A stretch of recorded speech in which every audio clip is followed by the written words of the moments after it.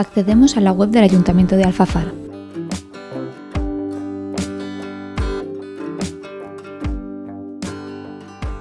Pinchamos en Comercios, Bono Comercio. Y nos aparece un listado de los comercios adheridos donde poder gastar el bono comercio.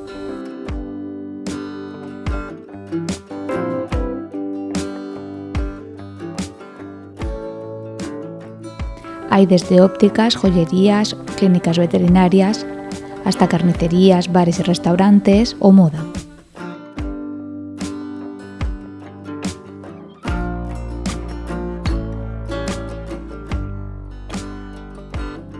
Pinchando sobre el nombre de uno de los comercios nos aparece información más detallada sobre el comercio.